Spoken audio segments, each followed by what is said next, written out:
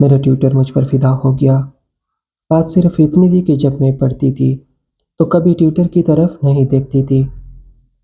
چادر اوڑھ کر بیٹھتی، نگاہیں نیچے رکھتی۔ شاید آپ یقین نہ کریں، میں نے صرف اس کی آواز سنی تھی، شکل کبھی نہیں دیکھی۔ شاید میری یہی ادائی اس شخص کو پسند آ گئی۔ اس نے مجھے ایک خط دیا جس میں اس نے شادی کی خواہش کی تھی۔ مجھ سے یہ غلطی ہوئی کہ خط جلانا بھول گئی اور وہ خط سوتیلی ماں کے ہاتھ لگ گیا۔ سوچتی ہوں اپنی زندگی کی کہانی کہاں سے شروع کروں۔ میں 7ویں جماعت میں پڑھتی تھی جب امی کا انتقال ہوا۔ کیا بتاؤں اس دکھ نے دل پر کیا قیامت ڈائی۔ یہ صرف وہی بچے جان سکتے ہیں جن کی ماں ان کے لڑکاپن میں ہی دنیا سے رخصت ہو جاتی ہے۔ ابو شاید اسی دن کے منتظر تھے۔ امی کے فوت ہوتی ہی انہوں نے دوسری شادی کی رٹ لگا دی۔ ابھی امی کا کفن بھی میلا نہیں ہوا تھا کہ انہوں نے دوسری شادی کر لی۔ ہم 3 بہن بھائی تھے اور اب سوتیلی ماں کے رحم و کرم پر رہنے لگے۔ سوچتی تھی کہ وہ بھی انسان ہوگی، وقتی طور پر سنگ دل بنی ہوئی ہے، کبھی تو رحم کھائے گی۔ مگر سوتیلی ماں نے ہم پر ظلم کی انتہا کر دی۔ خاص طور پر اس کے ظلم کا نشانہ زیادہ تر میں ہی بنتی تھی، کیونکہ میں بڑی تھی۔ سارا دن گھر کا کام کرنا، وہ بھی چھوٹی عمر میں، اور اگر کوئی کام نہ کرتی تو ایسی سزا کہ قیامت ہی ٹوٹ پڑتی۔ وہ خود تو مارتی ہی، ابو سے بھی پٹواتی۔ میں ننھی سی جان کبھی دھوپ میں برآمدے میں، کبھی سردی میں سسکتی رہتی، اور وہ آرام سے اپنے سجے ہوئے بیڈ روم میں نرم گدوں پر سوئی رہتی۔ مجھے ڈر لگا رہتا کہ کہیں وہ مجھے اسکول سے نہ ہٹا لے، جبکہ میری ماں کو مجھے پڑھانے کا جنون کی حد تک شوق تھا۔ میں سوتیلی ماں کے ہر حکم کو بلا چون و چرا بجا لاتی، صرف اس لیے کہ اس کا دھیان میری تعلیم سے نہ ہٹے۔ سارا دن کا کام ختم کر کے رات کو 10 بجے برتن دھو کر اور کچن صاف کر کے جب اپنے کمرے میں لیٹتی، تب زیرو کے بلب کی مدھم روشنی میں پڑھتی، یا ٹیبل لیمپ پر کاغذ چڑھا کر، تاکہ اس کی توجہ میری طرف نہ ہو جائے، اور میں آدھی رات تک پڑھتی رہتی۔ میٹرک کے فوراً بعد سوتیلی ماں نے صاف کہہ دیا کہ اب گھر سے باہر قدم رکھنے کی ضرورت نہیں، کیونکہ اب میں بڑی ہو گئی ہوں۔ میں بہت روئی، ابو سے منت سماجت کی کہ آپ تو کہتے تھے کہ میں اپنی بیٹی کو ڈاکٹر بناؤں گا، اور اب آپ مجھے میٹرک کے بعد پڑھنے نہیں دے رہے۔ آخر میرا کیا قصور ہے؟ میں سارا کام کرتی ہوں، امی کا خیال بھی رکھتی ہوں، پھر بھی اچھے نمبر لاتی ہوں۔ ابو نے صرف اتنا کہا کہ یہ بھی تمہاری ماں ہے، تمہاری بھلے کی سوچ رہی ہے، ان کی مرضی کا احترام کرنا چاہیے۔ میں نے جواب دیا کہ وہ مجھے گھر کی نوکرانی بنا کر رکھنا چاہتی ہے، اس لیے کالج میں داخلہ نہیں دلا رہے۔ مگر ابو نے کہا کہ گھر کا کام تو سب لڑکیاں کرتی ہے، اگر تم کرتی ہو تو یہ کوئی انوکھی بات نہیں، تمہیں سلیقہ آئے گا اور یہی سلیقہ تمہارے کام آئے گا۔ مجھے پڑھائی کا جنون کی حد تک شوق تھا۔ ابو کی انکار کی وجہ سے میں بیمار پڑ گئی، اور دن میری خالہ آئی اور مجھے بیمار حالت میں دیکھ کر ابو سے بات کی۔ خالہ اور چچا نے مل کر انہیں قائل کیا، اور یہ بھی کہا کہ ہم اس کی تعلیم کا خرچہ اٹھائیں گے، آپ اسے پڑھنے دیں۔ آخر کار ابو نے ان کی بات مان لی اور مجھے کالج میں داخل کرا دیا۔ اب میں صبح سویرے اٹھ جاتی تھی، نماز اور تلاوت کلام پاک کے بعد گھر کی صفائی کرتی، پھر کالج کے لیے تیار ہو جاتی۔ شہر میں اسکول اور کالج جانے کے لیے عام طور پر تانگے چلتے تھے، میں نے بھی تانگا لگوا لیا۔ ابو گھریلو کاموں سے فارغ نہ ہو پاتی تھی کہ تانگے والا دروازہ بجا رہتا، اسے میری خاطر کافی دیر انتظار کرنا پڑتا تھا۔ میں جلدی جلدی کام ختم کرتی اور تیار ہو کر کالج چلی جاتی۔ واپسی پر شدید بھوک لگتی جو برداشت سے باہر ہوتی، مگر ماں کو کوئی پرواہ نہ تھی۔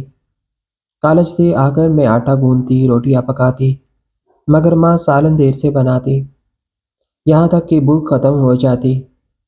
میں زہر مار کر تھوڑا سا کھانا کھاتی اور تکی ہاری شام کو پھر کام میں جٹ جاتی۔ رات کا کھانا تیار کرنا، برتن دھونا، سب کے بستر پہنچانا، پانی کے مٹکے بھر کر رکھنا، بھینس کو پانی پلانا اور چارہ دینا، غرض یہ سب میرے ہی ذمہ تھا۔ جبکہ ماں برقع اڑ کر محلے میں آج کسی کے گھر تو کل کسی کے گھر چلی جاتی۔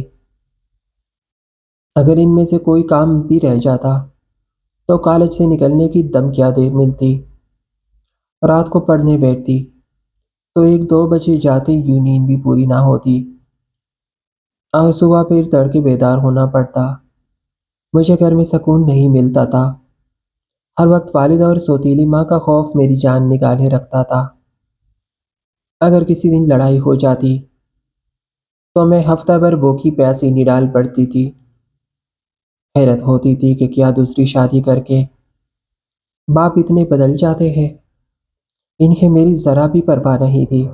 شاید وہ بھی یہی چاہتا تھا کہ میں ایسے ہی مر جاؤں۔ بیمار پڑتی تو ڈاکٹر کے پاس نہیں لے کر جاتے تھے، مگر خدا کو میرا جینا مقصود تھا۔ تبھی ہفتہ ہفتہ بھوکی پیاسی بیمار رہ کر زندہ رہی۔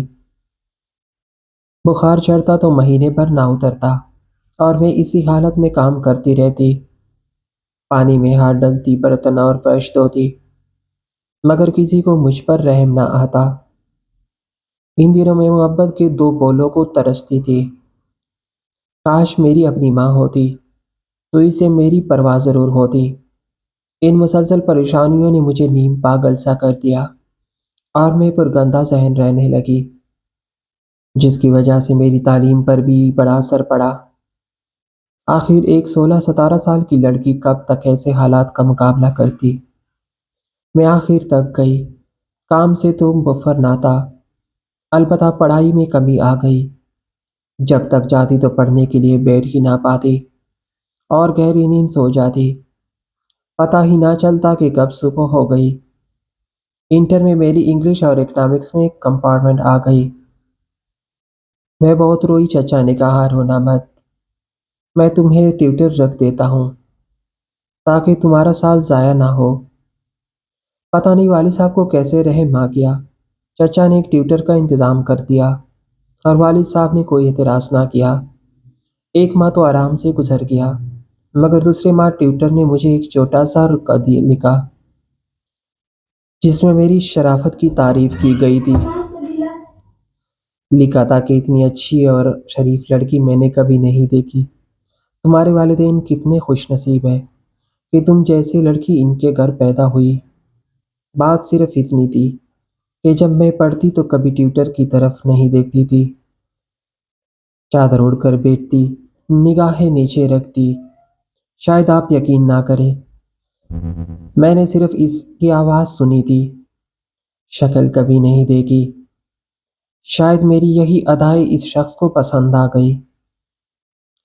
اس نے دوسرے خط میں عندیہ دیا کہ اگر میری رضا ہو تو وہ اپنے والدین کو میرے والد صاحب کے پاس رشتہ لے کر بھیجے، کیونکہ وہ مجھ سے شادی کا خواہش مند ہے۔ بس مجھ سے یہ غلطی ہو گئی کہ میں نے اس کا خط پاڑا نہیں، بلکہ اپنے باکس میں کپڑوں کے نیچے رکھ دیا۔ نتیجہ یہ نکلا کہ ایک دن جب میں خالہ کے ہاں گئی، سوتیلی ماں نے میرے باکس کی تلاشی لی اور وہ 2 خط برآمد ہو گئے جو ٹیوٹر نے مجھے لکھے تھے۔ بس پھر کیا تھا، ماں نے طوفان برپا کر دیا۔ میں کسی سے کہتی کہ یہ خطوط میں نے نہیں لکھے، نہ ہی ان کا کوئی جواب دیا ہے اور نہ ہی ان میں کوئی بیہودہ بات تھی، پھر بھی ماں نے مجھے بدنام کر کے رکھ دیا۔ اشفاق جو میرا ٹیوٹر تھا، اسے فوراً ہٹا دیا گیا۔ میں نے آخری دن اسے یہ بتا دیا کہ خطوط پکڑے گئے ہیں اور میری والدہ دراصل سوتیلی ہے۔ یہ سن کر وہ بہت افسردہ اور کہا افسوس ہے آپ میرے پیغام کی حفاظت نہ کر سکے۔ اگر مجھے اس بات کا علم ہوتا کہ آپ کی والدہ سوتیلی ہے تو میں وہ خدا آپ کو خط نہ لکھتا۔ اشفاق بہت اچھے خاندان سے تھا، میں بھی ایک اچھے خاندان سے تعلق رکھتی تھی۔ بے شک ہم نے ایک دوسرے سے اظہار محبت نہیں کیا تھا، مگر اس کی شخصیت، پڑھانے کا طریقہ، بات چیت کا انداز، سب کچھ بہت اچھا تھا۔ اور انسان انہی خوبیوں سے پیار کرتا ہے۔ جب کوئی محبت کے دو بولوں کو ترس رہا ہو اور کوئی اس کی تعریف کر دے تو کم عمر میں محبت کی چنگاری جڑ پکڑ لیتی ہے۔ بس وہ میرے دل میں وہ چنگاری سلگا کر چلا گیا، اور ایسا کیا کہ پھر اس کا کچھ پتہ نہ چل سکا۔ ماں نے فوراً میرے لیے ایک رشتہ ڈھونڈ لیا۔ وہ لوگ کسی طور ہمارے معیار کے نہیں تھے، مگر پھر بھی میری شادی کر دی گئی۔ آج 20 سال ہو گئے ہیں اس کی یاد کو دل میں چھپائے ہوئے، مگر آج تک اس کی آواز کانوں میں گونجتی ہے، جیسے وہ مجھے پڑھا رہا ہو۔ میرے دل سے اس کی یاد کبھی نہیں جا سکی۔ اسے شاید علم بھی نہ ہو کہ میں کہاں ہوں، اور اس کی یاد میں کوئی تڑپتا رہا ہے۔ جب بھی دکھی ہو کر اکیلے میں روتی ہوں تو اس کی یاد آ کر مجھے تسلی دیتی ہے۔ اس کی آواز کانوں میں گونجتی ہے کہ اچھی انسانوں کی آزمائش دکھوں سے ہوتی ہے۔ رونا نہیں، صبر کرنا، اللہ سے دعا مانگا کرو، وہی صبر کا اجر دینے والا ہے۔ وہ تسلی کے بول آج تک میرے ذہن میں محو نہیں ہوئے۔ میرے سسرال میں کوئی بھی فرد پڑھا لکھا نہیں ہے، یہ لوگ کافی لاپرواہ اور گندے رہتے ہیں، گھر کی صفائی کا کوئی خیال نہیں رکھتے، جبکہ میں بے حد نفاس پسند ہوں۔ میں تو کسی کو خاطر میں ہی نہیں لاتی تھی، مگر غلط خاندان کی بین چڑھ گئی۔ شوہر بہت بدمزاج ملا، اگر موڈ اچھا ہو تو بات کر لیتا، ورنہ کئی دن بات نہ کرتا۔ اگر میں بیمار ہو جاتی اور بھی زیادہ بدمزاج ہو جاتا۔ جانے میری کیسی قسمت ہے، جب میری شادی ہوئی وہ صرف میٹرک پاس تھے۔ محنت منتیں کر کے انہیں بی اے کروایا، مگر جتنا پڑھ بھی جائے خاندانی اثر نہیں جاتا۔ اللہ نے مجھے 5 بچے دی ہیں، انہی کی پرورش میں دن رات کٹ رہے ہیں، انہی کے سارے زندگی گزر رہی ہے۔ آج بھی دل چاہتا ہے کہ ایک بار اشفاق مل جائے تو اس سے پوچھوں کہ تم مجھے خط لکھا، اگر ذرا سی ہمت کر کے میرے چچا سے ہی کہہ دیتے کہ گل نسرین سے شادی کرنا چاہتا ہوں تو شاید میری زندگی بدل جاتی اور تم بھی من کی مراد پا لیتے۔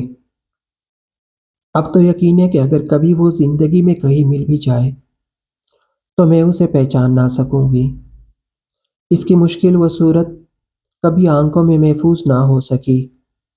بس یاد ہے تو اس کے ہاتھ، ہاں اس کے ہاتھ پر ایک نشان تھا، مگر وقت کے ساتھ نشان بدل جاتے ہیں۔